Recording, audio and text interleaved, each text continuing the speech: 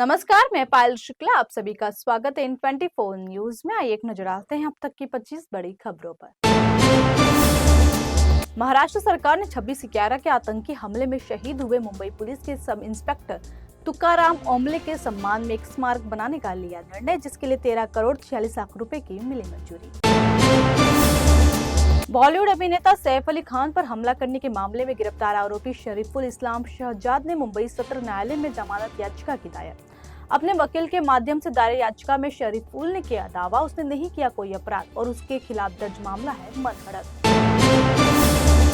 दूल्हे में एक नकली पनीर बनाने वाली फैक्ट्री पर मारा गया छापा। छापेमारी के दौरान 250 किलो पनीर किया गया जब्त। फैक्ट्री में स्किम्ड मिल्क पाउडर से बनाया जा रहा था पनीर। पुलिस ने फैक्ट्री मालिक के खिलाफ मामला किया दर्ज।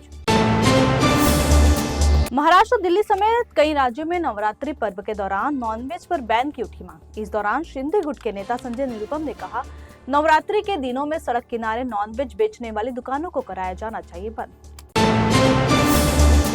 सेंट्रल रेलवे 30 मार्च 2025 को मेंटेनेंस कार्य के लिए मेगा ब्लॉक करेगा लागू। इससे सेंट्रल और हार्बर लाइन की सेवाएं होंगी प्रभावित। थाने, कल्याण और कुर्लावाशी सेक्शनों में कई ट्रेनें की जाएंगी डाइवर्ट या रद्द।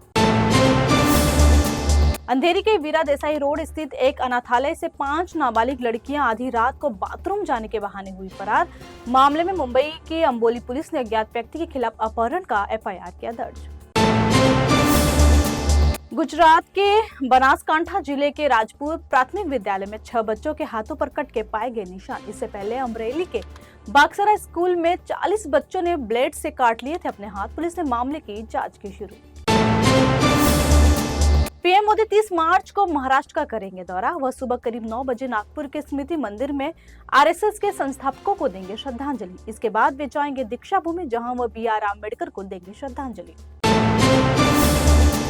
कांग्रेस ने पीएम मोदी के नागपुर दौरे पर साधा निशाना। कांग्रेस नेता विजय वडेट्टीवार ने कहा, मुझे लगता है बीजेपी को समझ आ गया होगा, उन्होंने RSS की वजह से जीता चुनाव। कॉमेडियन कुणाल कामरा की मुश्किलें कम होने का नहीं ले रही है नाम। कामरा के खिलाफ महाराष्ट्र के खार पुलिस स्टेशन में 3 मामले किए गए दर्ज। जलगांव शहर के मेयर, नासिक के एक होटल व्यवसायी और एक बिजनेसमैन की शिकायत पर मामला हुआ दर्ज। मुंबई के सांता क्रूज इलाके में साइबर फ्रॉड की देखने मिली अनोखी घटना। दरअसल यहां तंत्र विद्या के नाम पर और काला जादू से छुटकारा दिलाने के नाम पर महिला से लूटे गए 3.5 लाख रुपए। बरेली के आंवला में मालगाड़ी हुई दुर्घटनाग्रस्त। इस हादसे में पटरी से उतर गई 4 बोगियां, जिससे ट्रैक बुरी तरह हुआ क्षतिग्रस्त।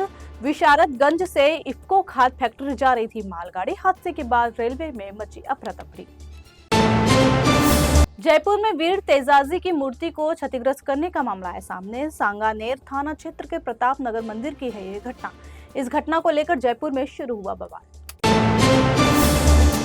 प्रयागराज में तैनात chief work engineer SN Mishra की गोली मारकर हत्या। अज्ञात हमलावर ने बाहरी खिड़की से गोली चलाई। आपसी रंजिश में हत्या की जताई आशंका। हत्या की सूचना के बाद मौके पर पहुंची पुलिस टीम ने जांच पड़ताल की शुरू। परिवारवाद पर तंज कसते हुए केंद्रीय मंत्री जी किशन रेड्डी ने कहा, बीजेपी में JP नड्डा के बाद कौन बनेगा पार्टी का अध्यक्ष ये भगवान भी नहीं जानते, लेकिन DMK के MK स्टालिन के बाद कौन अध्यक्ष बनेगा यह सब जानते हैं। भाजपा के राष्ट्रीय अध्यक्ष और केंद्रीय मंत्री JP नड्डा ने दिल्ली में आयोजित एक भारत श्रेष्ठ भारत स्नेह मिलन कार्यक्रम को किया संबोधित। यह कार्यक्रम पूर्वांचल मोर्चा की ओर से बिहार दिवस पर किया गया था आयोजित। म्यांमार में भूकंप की वजह से हालात हुए भयानक। पीएम मोदी ने म्यांमार के सेना प्रमुख से फोन पर बात कर जताई संवेदनाएं। ऑपरेशन ब्रह्मा के तहत प्रभावित क्षेत्रों में भेजा जा रहा है आपदा राहत सामग्री, मानवीय सहायता, खोज और बचाव दल। यूपी के कन्नौज जिले के छिबरामऊ तहसील में वकीलों और SDM न्यायिक के बीच बढ़ा विवाद। वकीलों ने न्यायिक कार्य बंद कराने की मांग की, लेकिन SDM के इंकार करने पर हाथापाई तक पहुंच गया मामला। भारत का टेलीकॉम सेक्टर पिछले कुछ समय से नई उपलब्धि कर रहा है हासिल। भारत दुनिया के 5 टॉप देशों में हुआ शामिल जिनके पास है अपना टेलीकॉम टेक्निक। भारत से पहले सिर्फ चीन, फिनलैंड, स्वीडन और साउथ कोरिया के पास है ये टेक्नोलॉजी। पेट्रोलियम मंत्री हरदीप सिंह पुरी ने दी बड़ी खबर। उन्होंने कहा, अगर ग्लोबल लेवल पर कच्चे तेल की कीमतों में इसी तरीके से निचले स्तर पर बनी रही तो आने वाले समय में पेट्रोल और डीजल की कीमत हो सकती है कम।